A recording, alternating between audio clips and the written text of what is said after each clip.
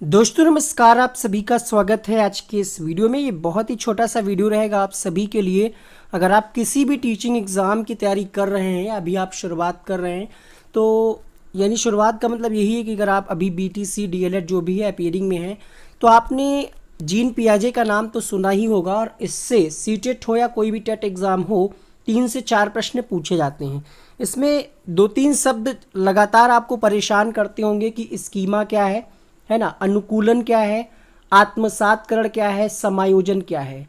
ठीक है, तो ऐसे छोटे छोटे जो टर्म्स हैं जिनको आप समझ नहीं पाते, क्वेश्चंस में पूछता है तो आप समझ नहीं पाते कि ये पूछा क्या जा रहा है, कह क्या रहा है, तो उनको हम आज से स्टार्ट कर रहे हैं। अगर आपके मन में भी कोई ऐसा शब्द आ रहा है जिसका आपको मतलब नहीं समझ में आ रहा, तो इस वीडियो के नीचे आपको कमेंट करना है और उस पर हम जिस भी टॉपिक पे जब सबसे ज़्यादा कमेंट आएगा, लाइक्स आएगा, उसी का वीडियो हम बना करके आपको अपलोड करके बताएंगे कि वो है क्या, जो भी शब्द आपको न समझ में आ रहा हो। तो जीन पियाजे की बात करें, सिद्धांत आपने पढ़ रखा होगा, नहीं पढ़ा तो बताइएगा, उसका भी वीडियो मिलेगा। बता दें, स्विट्जरलैंड के मनोवैज्ञानिक थे और इन्होंने अल्फ्रेड बिने के साथ बुद्धि परीक्षणों पर भी कार्य किया और बालकों के संज्ञानात्मक विकास पर इन्होंने कार्य किया था। क्वेश्चन आपसे पूछा जाता है कि संज्ञानात्मक विकास का सिद्धांत किसने दिया, तो जीन पियाजे का ही नाम आता है। 4 अवस्थाएं बताई हैं, लेकिन अभी हम बात करेंगे अनुकूलन और एसिमिलेशन यानी आत्मसातकरण की, समायोजन यानी अकमेंडेशन की। तो अगर हम बात करें अनुकूलन, ठीक है, पियाजे ने बालकों को वातावरण के साथ सामंजस्य स्थापित करने की जन्मजात जो प्रवृत्ति होती है उसी को अनुकूलन कहा है। उससे पहले आपको बता दें स्कीमा क्या होता है। तो जैसे आप ये वीडियो देख रहे हैं ना, यूट्यूब पे आप कुछ पर्टिकुलर चैनल पे सीटेट की वीडियोस देखते होंगे, लाइव क्लासेस देखते होंगे, तो आपके माइंड में एक स्ट्रक्चर बना है कि हाँ, वनडे एग्जाम स्टडी चैनल पे क्लास होती है, एक ऐप है अनअकैडमी, उस पर क्लास होती है, या जो भी डिफरेंट प्लेटफॉर्म है, कुछ आपने चैनल सेलेक्ट किए होंगे जिस पे आप क्लासेस देखते होंगे। तो ये आपके माइंड में एक स्कीमा बना है, इस चीज़ का स्ट्रक्चर बना है माइंड में कि हाँ, वहाँ पे क्लास होती है, वहाँ पे आप रेलवे वाले कैटेगरी में आप नहीं जाते पढ़ने ना, एसएससी वाले में नहीं जाते, आईएएस पीसीएस में नहीं जाते, तो आपके माइंड में स्ट्रक्चर किसका बना है कि हमें टेट की तैयारी करनी है, टेट वाले पर्टिकुलर चैनल हैं। तो ये स्कीमा है, हम साधारण भाषा में आपको बता रहे हैं। किताबी भाषा में अगर हम आपको बताएं तो आपको ज़्यादातर ये लिखा मिलेगा कि स्कीमा एक ऐसी मानसिक संरचना है जिसका सामान्यीकरण किया जा सके। लेकिन अगर हम अपनी भाषा में बताएं, जो भी आपके माइंड में स्ट्रक्चर बनता है कि जैसे अब अभी आप पढ़ रहे हैं, उसके बाद क्या करेंगे, उसके बाद क्या करना है, आपके माइंड में कुछ ना कुछ चला करता है, वो होता है स्कीमा। अब अनुकूलन हमने आपको बताया कि बालक में जो वातावरण के साथ सामंजस्य स्थापित करने की प्रवृत्ति होती है, वही क्या होता है, अनुकूलन होता है। ठीक है, एडेप्टेशन इंग्लिश में क्या कहते हैं, एडेप्टेशन। यहाँ पे कोई स्लाइड नहीं लगा रखी हमने, कह सकते हैं घर से वीडियोस बनाए जा रहे हैं तो उतना वर्क नहीं हो पा रहा है, फिर भी आपको समझ में आएगा जो हम आपको बता रहे हैं। ठीक है, अनुकूलन के ही 2 भाग बताए हैं पियाजे ने, यानी 2 इसकी उपक्रियाएं हैं। एक होता है आत्मसातकरण, दूसरा होता है समायोजन। आत्मसातकरण मतलब एसिमिलेशन, समायोजन मतलब एकमेंडेशन। तो अब हम आपको बताते हैं आत्मसातकरण क्या है। एक बार वीडियो नहीं समझ में आ रहा, दोबारा देखिए, और जो हम आपको बता रहे हैं उनको नोट करते चलिए। एग्जाम्पल से हम आपको समझाया, हमने आपको स्कीमा आपको समझ में आ गया होगा। अनुकूलन क्या है, वातावरण के साथ सामंजस्य स्थापित करने की जो जन्मजात प्रवृत्ति है वो होती है अनुकूलन।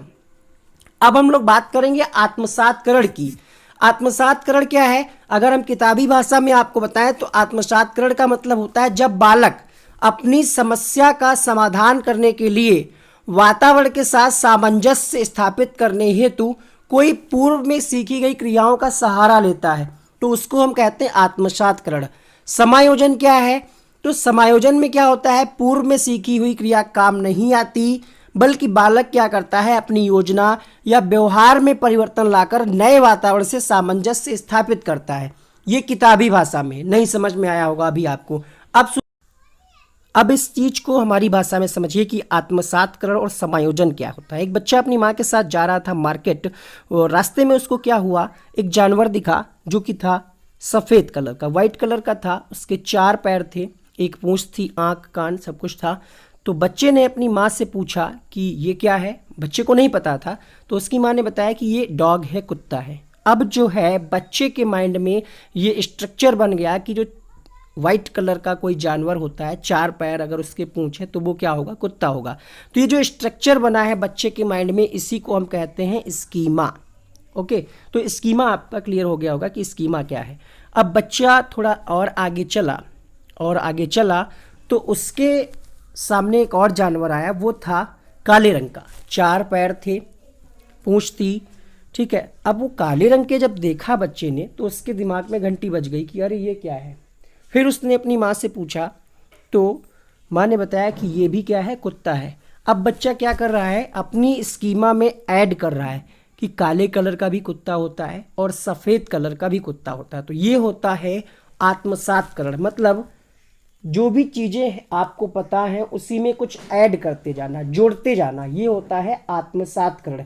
जैसे आप यहाँ पे पढ़ रहे हैं, उसको एज इट इज़ अगर आप याद करते हैं तो वो क्या है, आत्मसातकरण है। लेकिन अगर आप पढ़ने के साथ साथ वीडियो को रोक करके लिखते हैं अपने शब्दों में, उसको कुछ एडिट कर रहे हैं, अपने शब्दों में लिख रहे हैं, तो वो होता है समायोजन। तो बच्चे को पता चल गया कि 4 पैर वाले जो जानवर होते हैं वो क्या होते हैं, 4 पैर। अभी तक उसको क्या पता था, जो 4 पैर वाले जानवर होते हैं उसमें काला और सफ़ेद कुत्ता होता है। बच्चा थोड़ा आगे और चला, उसको एक जानवर और दिखा, 4 पैर थे, ठीक है, 4 पैर थे, बिल्कुल कुत्ते जैसा, 4 पैर थे, पूंछ थी, आँख कान सब कुछ था, लेकिन कलर जो था उसका वो कैसा था, ब्लैक एंड वाइट। अब बच्चे के माइंड में फिर से घंटी बजी कि ये क्या है, ठीक है। तो माँ ने उसकी बताया कि बेटा ये बिल्ली है ना। तो अब क्या है, अब बच्चे के स्कीमा में परिवर्तन करना पड़ेगा कि 4 पैर वाला कुत्ता हमें पता था, वो तो आत्मसातकरण हो गया। अब बच्चे को वहाँ पे एडिट करना पड़ रहा है, ऐड नहीं करना पड़ रहा है कि कुत्ता ऐड कर लिया ना, सफ़ेद होता है, भूरा होता है, काला, वो उसमें ऐड करा। लेकिन यहाँ पे उसके जो मेन स्कीमा है उसमें परिवर्तन करना पड़ रहा है कि 4 पैर वाला जो होता है वो बिल्ली भी होती। तो यहाँ पे एडिट करना पड़ रहा है ना आपको। उसमें क्या था, आप ऐड कर रहे थे कि सफ़ेद होता है, काला होता है कुत्ता, है ना, भूरा होता है, डिफरेंट कलर का। यहाँ पे क्या है, हमें बदलाव करना पड़ रहा है, ठीक है। सिंपल भाषा में अगर हम आपको बताएं तो आत्मसातकरण क्या है, कॉपी करना। किसी भी चीज़ को आप कॉपी करें, उसमें जोड़ते चलें, ठीक है। और समायोजन क्या है, मॉडिफाई करना। जैसे हमने आपको एक एग्जाम्पल दिया है ना, जैसे आपको एग्जाम्पल दिया कि आप यहाँ पे इस वीडियो को देख रहे हैं, हमसे पढ़ रहे हैं, ठीक है। तो वो क्या है, आप एज इट इज़ अगर आप बिल्कुल माइंड में फीड करते चल रहे हैं अपनी स्कीमा में, तो वो हुआ आत्मसातकरण। लेकिन अगर उसी चीज़ को आप अपने शब्दों में एडिट करके लिख रहे हैं तो वो होगा समायोजन।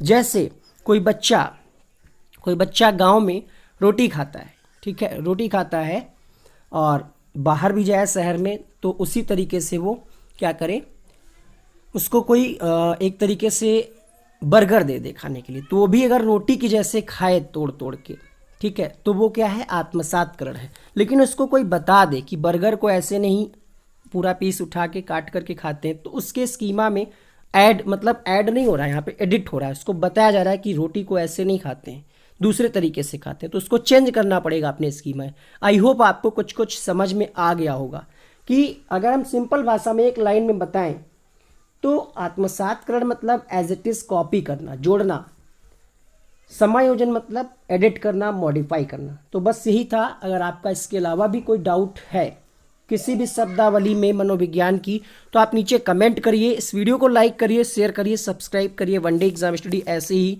एजुकेशनल वीडियोस प्राप्त करने के लिए। Thank you so much.